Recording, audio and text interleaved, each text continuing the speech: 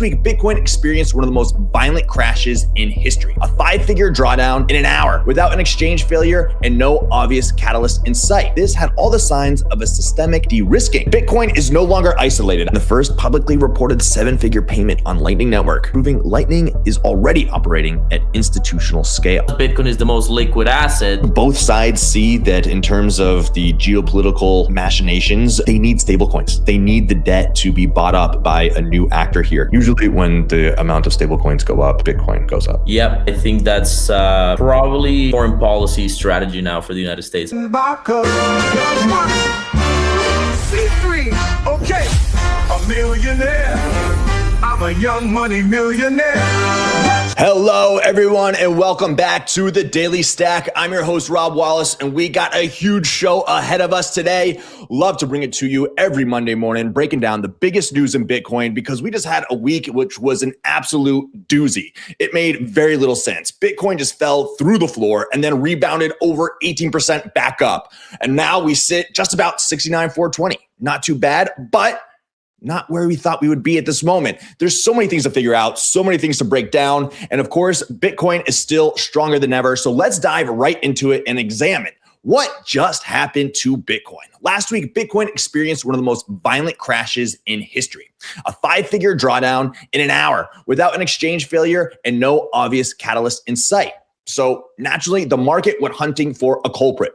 Early theories blamed a Hong Kong hedge fund blowup, a yen carry trade gone wrong, or a secret institutional liquidation. And while parts of the story felt plausible, the data has since told a more important story. Rather than a single fund failing, this had all the signs of a systemic de-risking. On the same day Bitcoin collapsed, Goldman's prime brokerage desk recorded one of the worst multi-asset performance shocks on record, a statistical outlier that forces risk managers to step in and say one thing you don't want to hear: cut everything. And Bitcoin is no longer isolated. IBIT traded over $10 billion in a single day. Option volumes hit all-time highs, and Bitcoin moved in near perfect correlation with software equities. This is what you call a portfolio level deleveraging. And here's the key detail. Despite the crash, Bitcoin ETFs saw net creations, not redemptions, on Friday. That tells us that this was not investors fleeing away from Bitcoin. This was dealers, market makers, and hedge funds unwinding hedge positions, basis trades, and short gamma exposure under extreme volatility. Once downside gamma kicked in, the hedging became reflexive. Selling created more selling, and price moved faster than fundamentals could cover. Then, just as violently, it snapped back. This is the cost of Bitcoin becoming a global macro asset. It now trades inside the same leverage, options, and risk frameworks that dominate every major market. And to the flip side, when this machine turns around the other way, the upside will not be gradual either. We shouldn't look at this as the end of the cycle, but rather perhaps the confirmation of a new one. Let's get into the stack. Ladies and gentlemen, I got my good buddy here, Juan Galt. No battery, please charge. Sir, how are you doing today? Good morning. Good to see you. Good. How are you? Dude, Great to be here, man. I'm very grateful to have my long-term friend, somebody with a long-time Bitcoin news history. I'm jumping on a bunch of spaces with you throughout the years, and now we're here streaming live. So yeah, for people who don't know the wonderful Juan Galt, tell them a bit about your story in Bitcoin and what you're doing today. Yeah, I mean, I've been a reporter in Bitcoin since 2015. We worked together for a while. We had a collaboration made. I think we recorded like 100 different spaces, Twitter spaces. So that was fun. And now I work for Bitcoin Magazine. I'm a business reporter for them, and I mostly just write business related articles. That's awesome. How many articles a week are you pumping out? 2 or 3. They're like long form articles, usually 500 to 1,500 words. So they're not breaking news. They're sort of long form. Yeah. Nice. Yeah. No, you do great work. You've got a long time in this space. You are also featured in the documentary. What is it called? Apocalypto? The Anarchist. The Anarchist, yes. HBO. Yeah. The Anarchist, yes. Great documentary if anybody has not seen that yet. Examining the anarchist scene down in Mexico before it all went awry. Well, here we are today. As we do every single Monday, we break down the biggest news in Bitcoin with our newsletter, Bitcoin News Weekly. It comes out every Monday morning, 7 a.m. Eastern, straight to your inbox. And then we break down the headlines with a new guest each and every week. This week, we're very glad to have Juan Galt. And so let's get right into it. The title of this week's edition is Play Paper Games, Win Stupid Prizes. How leveraged hedge funds triggered Bitcoin's crash. The financialization of Bitcoin has driven new all-time highs while also amplifying violent drawdowns like Thursday's 10K red candle. So Juan, from just your perspective, what were you thinking on Thursday when things just like went haywire? Yeah, I mean, it was definitely somewhat unexpected. I think it caught a lot of people by surprise. It was weird because there's a bunch of people that are saying, "Oh no, we're this bear market. It's done. Like we're gonna crash here. It's bad." And there's a bunch of people that are saying, "No, the 4-year cycle is done." And the arguments for the 4-year cycle ending are, I mean, I bought them. They're like, big volume institutional holders have steady hands, diamond hands, hodl, deep hodl, and but I think what we're seeing is like, actually, no, the price is moved. I mean, this is the analysis that's coming out now. The price is moved based on all these synthetic Wall Street leverage things and not necessarily based on other fundamentals right now. What's alarming is the rise in gold, right? When you see gold, silver, and other commodities skyrocket the way they have, while Bitcoin is sort of testing supports, like 60,000 level supports. It does kind of beg the question, what's going on here, right? And I think the hopium is, there's going to be a rotation out of gold into Bitcoin now that gold has probably topped. I think the reality is there's probably very deep global market things happening, and because Bitcoin is the most liquid asset, Bitcoin is the thing that the big players sell when they need to cover other positions that are less liquid, right? So like if you have gold, right? Let's say you're trying to like settle a gold denominated trade, but the gold is like on the other side of the world, it's going to take 2 weeks to arrive, right? So what do you do to settle, to add to your margin, so to speak? Let's say you were short gold, right? To add to your margin, you sell the Bitcoin, cover the gold, and then maybe on the other side you can rebalance and get out in a decent position, right? So usually when Bitcoin crashes, it's because there's a liquidity crunch and nothing else can move, and that's in an uncomfortable way. The reason why Bitcoin is so powerful is because it's the most liquid asset that there is, and so Bitcoin tends to crash first, and then it tends to recover first when the liquidity comes back. Yeah, it's definitely intertwined into the world's global financial system at this point with the ETFs. $10 billion of IBIT traded on Thursday is just twice the highest all-time record before. So this thing is moving. It's moving hands a lot. And as you said, when people need liquidity, they look to Bitcoin. That's both a blessing and a curse. And I do think that the same way that we saw this sort of exponential trip down, we can see a rip quickly to the upside as well, with it being so deeply in the financial system now. So lots of headlines. Let's get into it.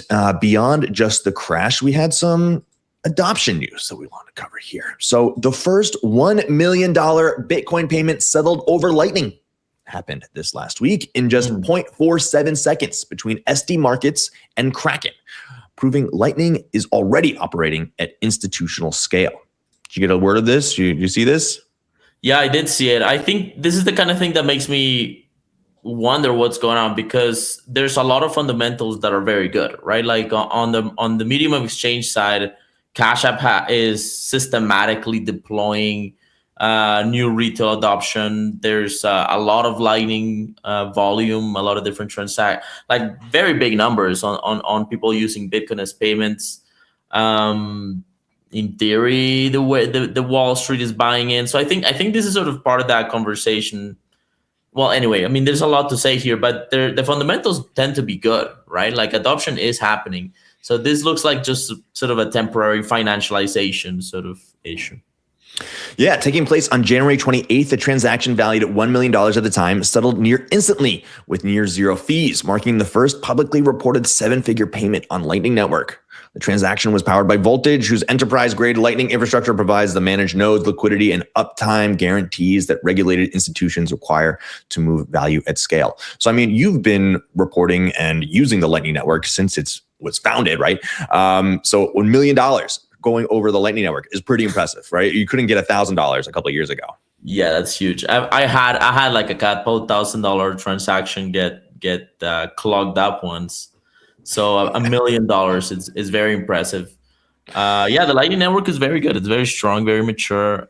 It has better privacy than Bitcoin on chain. People often don't realize this. It is very fast. It's generally very efficient and very low error rates. And if there's an error, you just try again and it usually works. So I mean, I think Lightning is, it's working pretty well.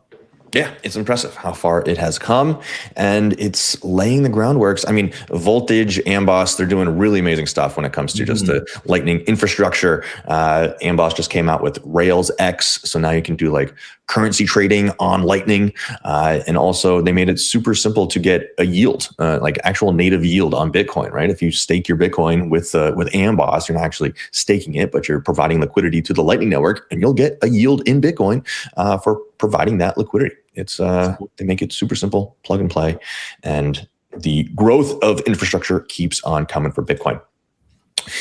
And over here on the adoption side, we got Strategy last week. They had their earnings call, of course, where they reported a $17.4 billion loss for the fourth quarter, one of the largest, I think, in history. But they also answered some questions when it comes to some of the FUD that's been going around. And so they are launching a coordinated Bitcoin security initiative with the global cyber, crypto, and Bitcoin security community to proactively address potential quantum computing threats to Bitcoin. So we've got a little video here of Mr. Saylor explaining that. We are going to initiate a Bitcoin security program that coordinates with the global cyber security community, the global crypto security community, and the global Bitcoin security committee in order to help and contribute to consensus and solutions to address the quantum computing threat, as well as any other emergent security threats that evolve. We think it's reasonable and appropriate for us to do this, given our large responsibility as a Bitcoin holder, but we want to do it in a very responsible fashion, and we want to make sure that we coordinate with the global cyber, crypto, and Bitcoin security community. All right. So what do you think about that? I remember, of course, Saylor started the mining committee too back in the day when there's a bunch of FUD regarding environmental ESG concerns around Bitcoin. So now the new big FUD is quantum. How much probability do you stake of quantum being a problem for Bitcoin within the next 10 years? And do you think this is a smart initiative to get started? Yeah, I mean, quantum is an interesting FUD to deal with because it does challenge the developer community to say, well, okay, if it does happen, which it could happen in theory, maybe, then how do we upgrade in an efficient manner? And the thing is, Bitcoin is very slow to make changes. But if there's security related things, usually they move very fast. I mean, at least they've been working on quantum. They've been talking about quantum core developers for a decade, well over a decade. There's an initiative to create cryptography that's resistant to quantum, that's optimal for Bitcoin for like a good year, and a lot of discussion about how to integrate it into Bitcoin, in a way that makes sense. There's a lot of discussions about what to do with the coins, like Satoshi's alleged coins, which is roughly 1 million Bitcoins that would be vulnerable to quantum attacks. But I think there's also so all that stuff, there's a lot of discussion on that. And I think that the industry is moving towards having an option in case that quantum does suddenly, let's say, go parabolic and then we got to move.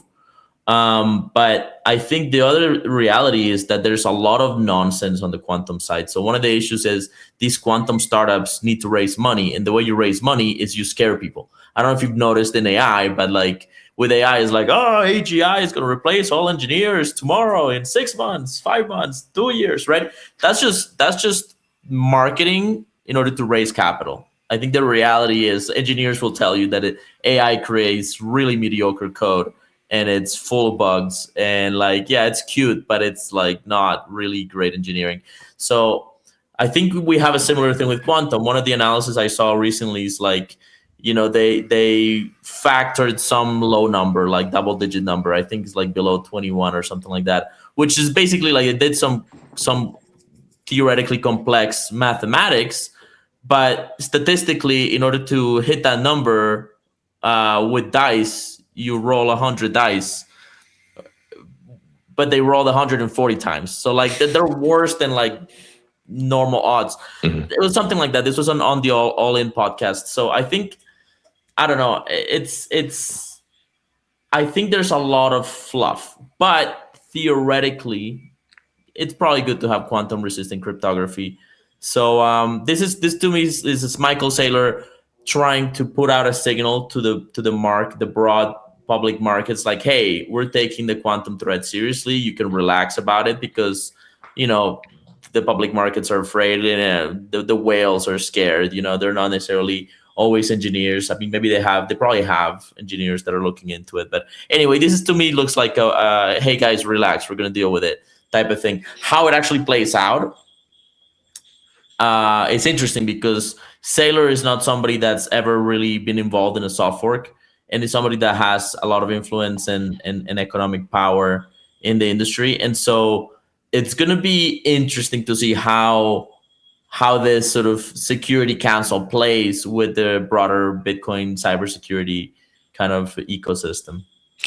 100%. Quantum is not a threat at this moment, but it is important that Bitcoiners start talking about it because it will take time to A, come to consensus, and then B, literally migrate. Everybody's got to move their coins to new addresses whenever we do come up with a quantum proof solution, right? So that's going to take months and months, maybe years, in order for the full migration to occur. So it's better off that we start talking about it now. But also, we shouldn't rush into a solution because what we could come up with in a year, 2, 3 from now could be much better than, say, BIP360 that we are currently looking at as a solution to the quantum threat. But we got a comment right here from Christian over on YouTube. There are not yet 2 logical qubits operating together under fully fault-tolerant quantum error correction. That means that quantum is fiction right now. So yes, it's not close. It can't factor a number larger than 15. And I think that's a great sign to show us that progress is being made when it can start factoring things like 21 and higher, right? But we're not there yet. So it's good that we are talking about it. And I think it is smart for Saylor to sort of get ahead of the market. So, Jeffries just divested out of Bitcoin because they're scared of quantum. So it's good to address this, but it's not a big threat to us at this exact second. And speaking of developers, we got to talk about Gloria Zhao. She just stepped down as a Bitcoin core maintainer after more than 5 years of contributions, during which she merged 290 commits. So she was a very controversial core maintainer, especially over the last year, in terms of the guys who run Knots were not happy with her, thinking that she was not a economic Bitcoiner in the way that they are. And so she was bullied a lot, right? And now she's no longer a core maintainer. But I found this thread and thought it was really interesting looking at her actual contributions over the last 5 years to Bitcoin Core. She offered 503 commits, 290 merge commits, and 10 different code domains. So yes, I mean, she was plugging away on GitHub. She was merging commits here. So this is solid work, right? And so yeah, you might not be happy with the way that she looks at economics in Bitcoin and the way that the op return debate played out, but Bitcoin lost a real contributor here, right? Yeah. What's your take on the Knot situation, op return, and now Gloria stepping down? Yeah, I mean, I don't like to see this. I think Gloria, I don't know Gloria personally or anything. I don't have like a particularly in-depth analysis of her work. It does seem, we know that she was a core maintainer specifically related to mempool policy things, which is one of the reasons, probably the main reason why the Knots people were so hyper-focused on her. And yeah, she made some, she cryptoed a little bit back in the day before she was a core contributor. It's like, come on, who hasn't played with other blockchains and technologies? Maybe the knots people are super pure, but I have my doubts, and I know some of these people. So, but I think it's a double-edged sword what's happened here, because she clearly got bullied out of the role, and this is usually how core maintainers leave the role, is they get harassed out of the role, right? So if they enter into areas that are somewhat controversial, or like controversial in and they don't have like majority or large majority support, then they end up becoming targets and memes and symbols, and then they get harassed online and they get sick of it and they leave. But Lightning engineers that I've seen comment on it say that her work actually made Lightning a lot more efficient, and that's very good for monetary reasons, right? And I don't think there's one core maintainer that said that they want non-monetary things on Bitcoin. They just disagree with how to solve the issue of arbitrary data on the blockchain. They think it's unsolvable, so they just prefer to take, let's say, the approach of creating a little garbage bin where you can put the arbitrary data rather than try to fight a war that you're going to lose, right? So I think that this is actually kind of tragic, and the unintended consequences is that core contributors and maintainers just got a reminder that if you do anything remotely controversial, you can end up becoming a meme and get harassed, and you have to have really thick skin, which means they're going to be even more risk averse, right? And they're going to be even more timid, right, about what they change. And that's not great if you want Bitcoin to be a more sophisticated tool, right? Like I don't necessarily need EVM Ethereum style contracts on Bitcoin, but I would like CTV. CTV is like a very simple change that could improve self-custody dramatically. And these kind of events are not good for a future. And same goes for Quantum, right? Like, how is Quantum going to play out if core contributors are terrified of being harassed out of the role, right? So I don't think this is good. And I think the filter people really got out of control in this one. But this isn't the first time, right, that a core maintainer has stepped away because they've been harassed and bullied. And it just goes to show you how ruthless of a job it really is. It's thankless in many ways. If you have that level of skill, you could probably be getting paid much more at different places if you did go into shitcoins and what else. But no, you're doing it for the love of Bitcoin and what it stands for. And then you go and get harassed. So, I mean, of course, the way that she played out the whole entire fiasco wasn't great either. They were censoring comments in terms of who could talk about the changes they were doing with op returns. So, I mean, the drama is very, very thick, and we don't need to get into it here. But this is the result of how it all played out. V30 was released, op return was expanded, and Gloria is gone. Who's happy? Like, nobody. So that I guess that's the way that Bitcoin governance goes. Crazy stuff. But it's how it all works out. Okay, jumping over to regulation. Clarity Act odds of passing jumped to 69% last week as Chuck Schumer pushes to cut a deal following Fairshakes unveiling of $193 million midterm war chest, though key Democratic red lines remain. What does that mean? So the Democrats have been very, they've been putting their feet, dragging them in the sand, saying that we don't want to push through clarity if Trump is going to keep doing all this crypto business. And Trump has made it very clear that you are not allowed, these Democrats are not going to be able to stop him and his family from messing with Bitcoin and Bitcoin mining and altcoins and stablecoins and all that jazz, because now it's a significant portion of their net worth, right? I think around 20% of their money is tied into crypto in some regard. Chuck Schumer, a lead Democrat, sees that getting Clarity Act is important, especially because Fairshake, which is Coinbase, is the leader of this super PAC who donates a bunch of money for the elections, helped get Trump elected 2 years ago. They've got $193 million, more than any other super PAC out there. And so if the Democrats are being very obstinate about the Clarity Act, it's clear that this Fairshake money is going to go to Republicans who can get this passed. Have you been staying on top of the Clarity Act? Do you think it matters in the long run for Bitcoin, or is this just banks being greedy and Coinbase being annoying?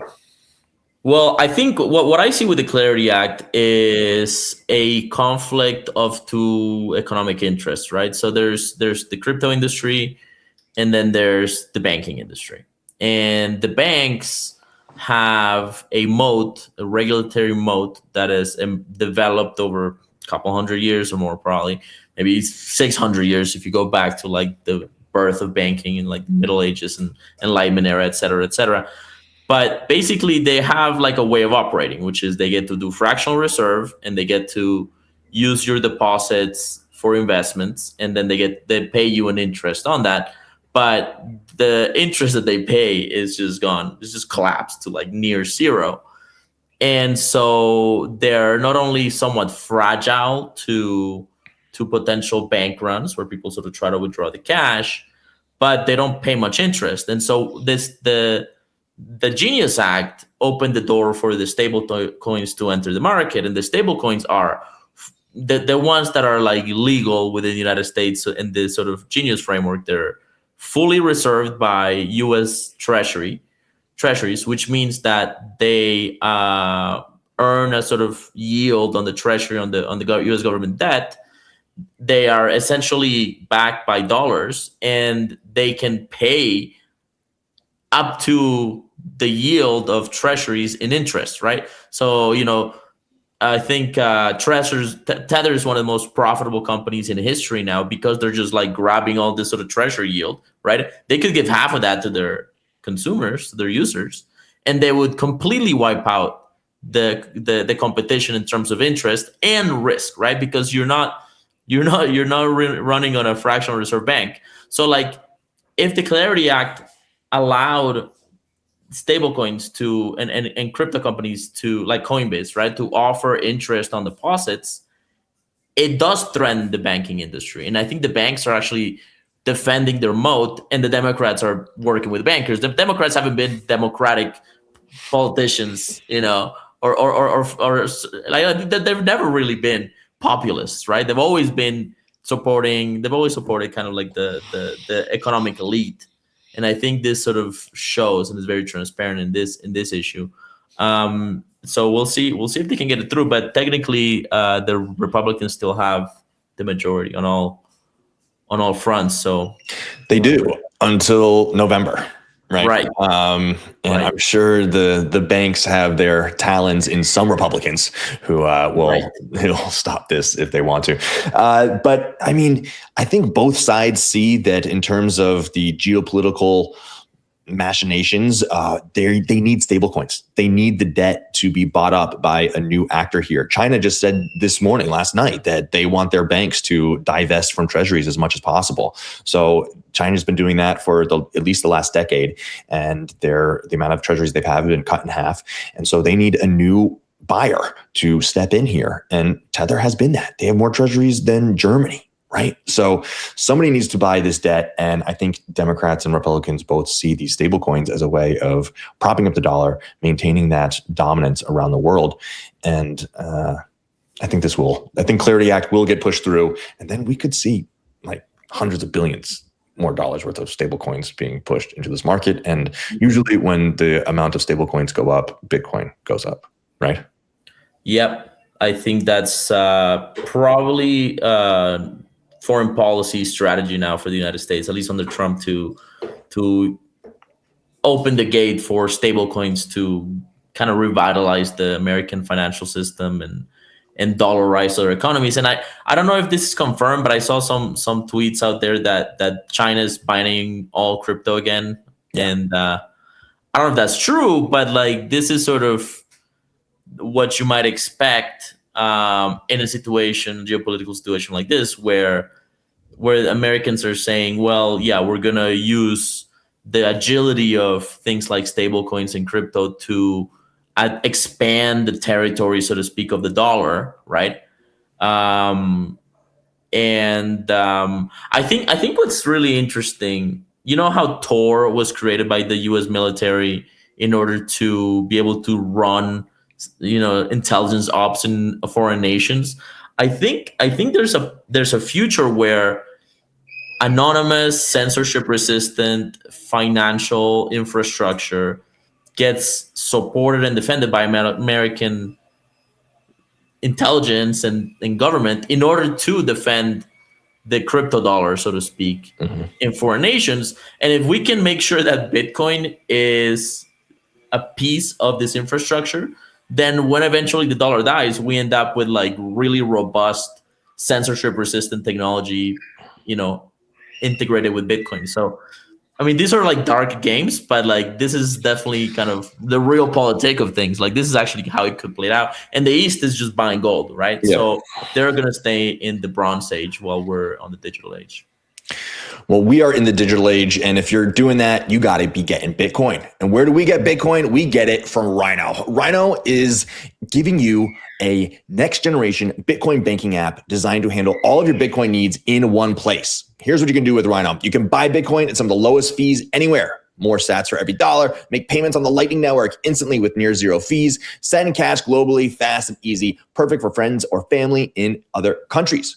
And you can even set up automatic savings. Of course, you can DCA on your schedule to make sure you stack every single dip. And this is just the beginning, because soon you'll be able to pay bills, direct deposit, borrow against your Bitcoin, and even save for retirement, all within the Rhino app. And of course, security is a top priority. Rhino protects your Bitcoin with biometric verification, 24/7 fraud protection, and the confidence of knowing your Bitcoin is never, ever rehypothecated.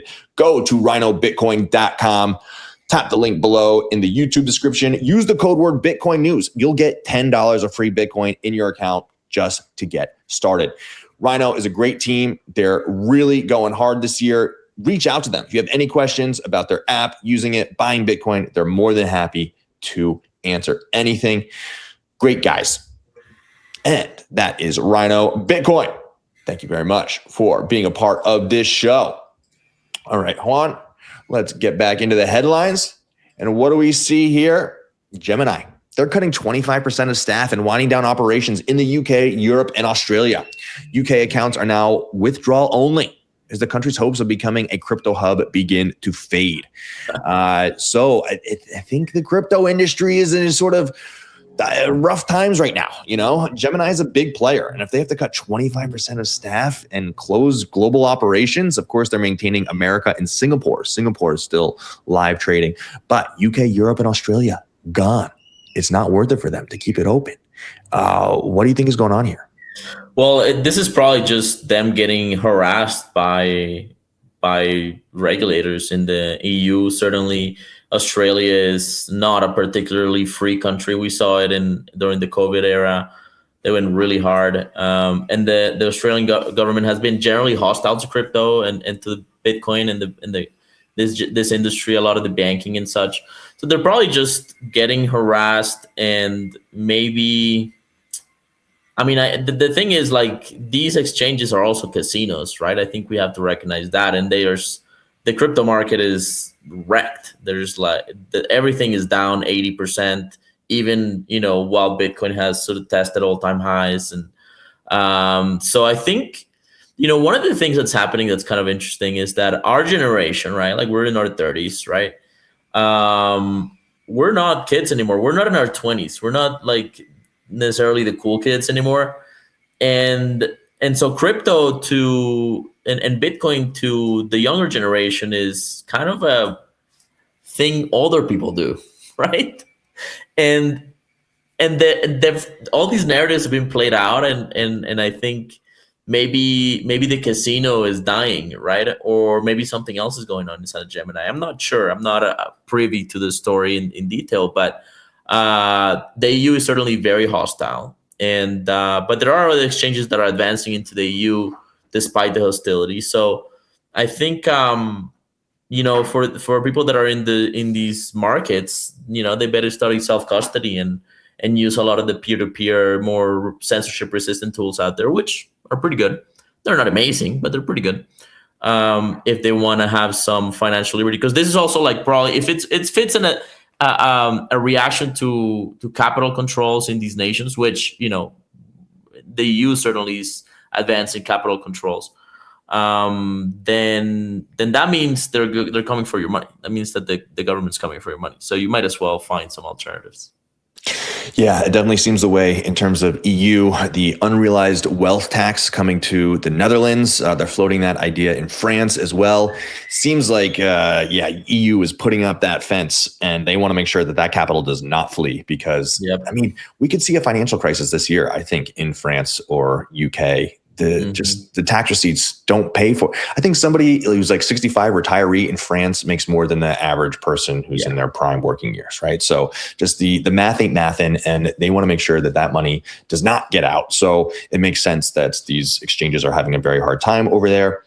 And what you brought up is right in terms of, Bitcoin, we need a new generation, right? We need the youth to step in, and we saw a huge influx during COVID and the money printing then, but since then, a lot of people got burned, of course, with NFTs and meme coins. And as we saw with the reaction last night to the Coinbase ad, there was videos going around X of people throwing up the middle finger at Coinbase for the ad that they put on during the Super Bowl, right? So the perception is not great for these crypto casinos. That's absolutely true. And I think these prediction markets have actually stolen a lot of mind share when it comes to making money in a quick way and betting. But Bitcoin's the opposite of all that, right? It's savings technology. It's the only asset with a limited supply that you can audit every 10 minutes and know that is not being debased in front of you like everything else, fiat-wise. Yeah. So people will learn, and that's why we're here to chat about it. And another exchange fail that we saw this weekend was Bithumb, a Korean exchange. They had a promotional error. They wanted to send out 2,000 Korean won, which is roughly $1.50 to a bunch of people. They wound up sending them 2,000 Bitcoin, or at least that's what it looked like on their app. Some people saw it immediately and went and market dumped, and it caused the price of Bitcoin on the Bithumb exchange in Korea to dump over 10% more than any other exchange in the world during that time.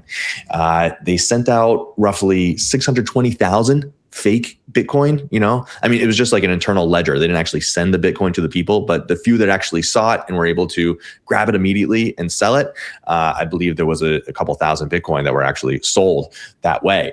So huge mistake by whoever was running this promo over here in Korea. But if an exchange just dumped 2,000 Bitcoin into your account, would you go and sell real quick? Oh, market sell instantly and get that money out. Yeah, man. Crazy. Like this stuff still happens, and it goes to show you that even though we are, I don't know if I would market sell it. I would definitely withdraw it. Like, okay. Yeah. Right. Some users were accidentally given 2,000 Bitcoin each instead of a reward worth about $1.40. Oh my God. Yeah, dude. Oh, Jesus Christ. That's a lot of people. Yes. Because of this mistake, hundreds of users suddenly saw extreme large Bitcoin balances in their accounts. At current prices, 2,000 Bitcoin is worth roughly $130 million, just airdropped. So they sent out 620,000 Bitcoin. Sums up to $40 million. At one point, Bitcoin was trading at around 81 million won, about $55,000 on Bithumb. This was 10 to 22% lower than prices on the global exchanges.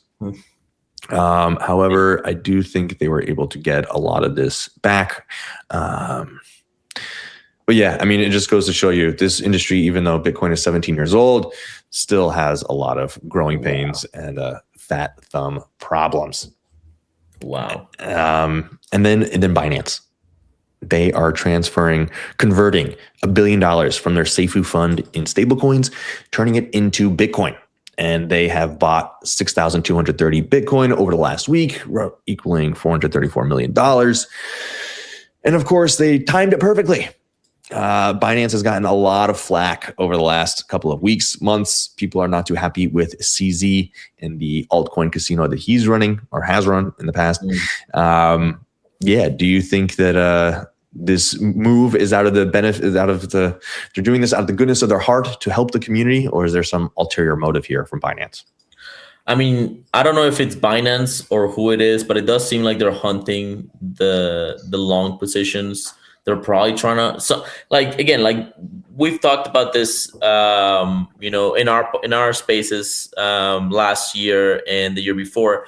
There's this sort of Bitcoin Wall Street double Trojan horse situation going on. I actually wrote a long form article about this on Bitcoin Magazine. If you look up the double Trojan horse Bitcoin Magazine Juan Galt, you'll find it. But there's sort of like this weird game playing out, right? Like on the one hand, the Bitcoin industry is entering Wall Street. Wall Street is sort of like kind of welcoming Bitcoin in, and there's sort of like an integration into the infrastructure.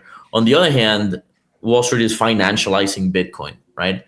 And so I think both industries are merging, and that's going to have consequences. And part of the consequences is, well, what you're seeing, the kind of volatility that you're seeing right now. But on the other hand, the infrastructure, the Bitcoin infrastructure is sort of entering and sort of merging with Wall Street. And eventually that means that Bitcoin might be kind of fundamental financial infrastructure you can't really remove. And so that's the end game for Bitcoin, I think, in Wall Street. It's that Bitcoin becomes a heavyweight asset of some sort. And I mean, I wrote a lot about this in that article, but you know, how this plays out in the short or midterm is going to be interesting. Yeah, I mean, people need to get their time preference straight, right? I mean, I think with Bitcoin, once you really grok it, you understand it, you think, oh my God, the world is going to adopt this immediately. You know, I need to get my hands on as much as possible before the world figures it out and it gets outpriced for me. But then you've been in this space for years and you realize adoption, it takes time.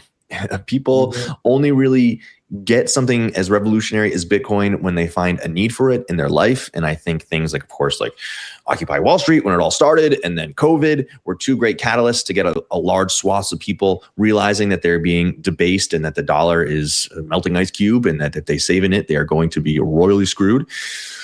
But there's lots of other distractions and signing objects, and these exchanges are not really helping us get that message out that Bitcoin is so much different from everything else. They hide it, they bury it, and they don't really show the value prop of Bitcoin compared to the rest of these things. But it's necessary. Yeah.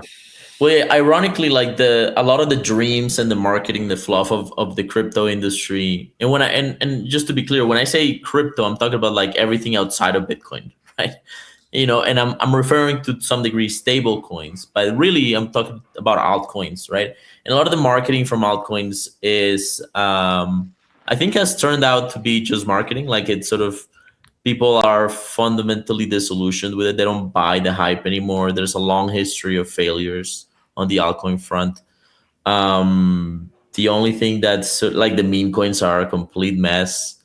The only things that are real are Bitcoin and stable coins, basically. Yeah. And I think the market as a whole might be recognizing that, which is why something like Gemini doesn't really maybe make sense as a business anymore, right? Maybe they are rolling back. It's like, well, okay, what's our deal, right? What do we do? We're, you know, like how much spread can we really get out of Bitcoin to stablecoin trade? I don't know. I'm just speculating, but yeah. Well, the Bitcoin network has continued to grow, and one thing that has been parabolic has been hash rate. But we saw this week a difficulty adjustment, which was pretty nuts. Bitcoin network difficulty fell 11%, the steepest drop since China's 2021 ban, and the 10th largest negative adjustment on record, due to a U.S. cold weather streak.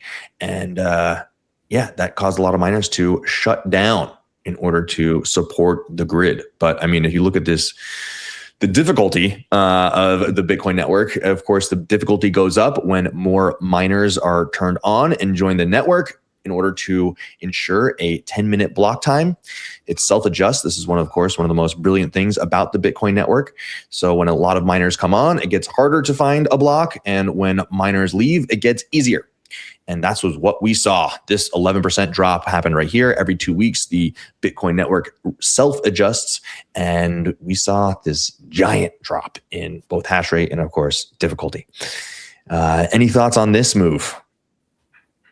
I mean, obviously, it has to do with the price as well, right? If the Bitcoin price drops a lot, plus you got a really nasty winter that's drawing like rising electricity prices and so on, then the profitability of mining crashes. And so some of these big players prefer to like stop than accumulate. But what that says is these players that are exiting the current sort of hash race, they're not hodling, right? They're selling for fiat, right?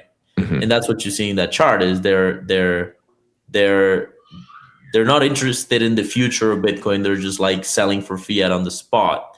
I think miners that have a fundamental, let's say a long-term view of Bitcoin, they're probably buying right now. So this is kind of a shuffle of the mining sort of market. And it's good. It means the market's working. It means that the people that are not, that are playing different games, they're sort of diversifying. A lot of these big miners are talking about AI and like they're diversifying into AI, which is not trivial because GPUs are like AI has very different reliability requirements and infrastructure than mining, but it has similar power draw demands, which is why the business sort of makes sense. But so I think, that's the main thing that comes to mind is that these people are not stacking sats, they're selling for fiat. It's a tough business. Bitcoin mining is ruthless, and you've got to be extremely efficient in order to survive. And a lot of them are making that transition into high it's a good time to get into mining. It's a good time, yeah. If you got cheap energy, if you got stranded energy somewhere. You got any spare ammo, any dollars left. It's but it's also necessary. I mean, they were getting squeezed so much. The price was not keeping up, but the difficulty just kept going skyward. So this gives miners some relief, and hopefully they can find their bearings in this crazy market of ours. But if they were smarter, they could not sell that Bitcoin. Instead, they could take a loan out against it. And that's what our friends here at Arch do. Arch provides world-class security and white glove service, so you never have to sell your Bitcoin. If you're listening to this, you did the hard part. You stacked, you held, and you did not panic sell even that crazy drop we just saw last week. But real life happens. You've got taxes, new opportunities. Say you want to put down a purchase such as a down payment on a house, but selling Bitcoin just feels wrong. That's where Arch comes in. Think of it like a flexible line of credit with rates starting as low as 8.5% APR. You borrow what you need, repay anytime, and only pay interest on what you use, all without triggering a tax event. The best part, the Bitcoin stays yours. They have a strict no rehypothecation policy, so your collateral is never lent out. It's held in qualified, insured, bankruptcy, remote custody with full transparency. Go today to archlending.com. That's ARCH lending.com to get started. All right, Juan, we got one big story I really want to get your opinion on. Over here, we have a situation of the Epstein files. Have you been following this? Have you been reading what's been going on in these emails? I have. Yeah. Is your faith in humanity lost? It's rough. Yeah, to say it lightly, dude. It's a doozy. It's crazy, dude. 2 weeks ago when it came out, that weekend, I was just like, oh my God, I can't believe all these conspiracy theories I believed my whole entire life are actually true. I'm not the crazy one. You guys owe me an apology. Yep. We are run by reptilian satanic pedophile in many ways, right? It's crazy. But instead of talking about that dirty stuff, we have to talk about this. There's an email in an exchange with Epstein and one of his friends alleging that the gold in Fort Knox is missing. It's just not there. So this is an email. It wasn't exactly written by Jeffrey Epstein. It was to him, but his friend sent him this, and you got to wonder why. The email talks about Russia says IMF chief jailed for discovery. All U.S. gold is gone. A new report prepared for Prime Minister Putin by the Federal Security Service, the FSB, says the former International Monetary Fund chief, Dominique Strauss-Kahn, if you guys remember that name, was charged and jailed in the U.S. for sex crimes on May 14th after his discovery that all the gold held in the United States bullion depository located at Fort Knox was missing and or unaccounted for. So this email says that Putin got a report that America's gold is just not there. And now we see gold flying around the world. It was actually super interesting when Trump got elected back last year before he actually got into office. We saw all the gold leave Europe and come back into America, right? A lot of the London bullion that was stored there was being transferred back into America. The biggest power players are dealing with this gold right now. And if America is completely lacking it, if the 8,000 plus tons that are supposed to be stored at Fort Knox are not there, that's kind of crazy. And why have we not had the audit of Fort Knox? Yeah, what happened to that? Which Trump and Elon were so adamant about for like 3 weeks and then just went radio silent. Completely silent on it. Never brought it up again. Yeah, curious, right? Wonder what's going on there. Yeah. Yeah, it's I mean, but it does seem as if we're into this world where the East is going gold, and it means we got to go Bitcoin, right? America. You're in Latin America. You're under the new Trump Monroe doctrine. Yeah, what's your opinion on what happened in Colombia with Maduro, and what is the take on the ground in Latin America right now? Yeah, I mean, I'm in Colombia, so Colombians generally, at least the ones that I know, are all kind of like happy about how it played out. They're relieved. They were very tense during the build-up and before the free helicopter ride that Maduro got to back to the States. They were very tense, but on the other side of this, a lot of the Venezuelans that have left the country are very happy about it.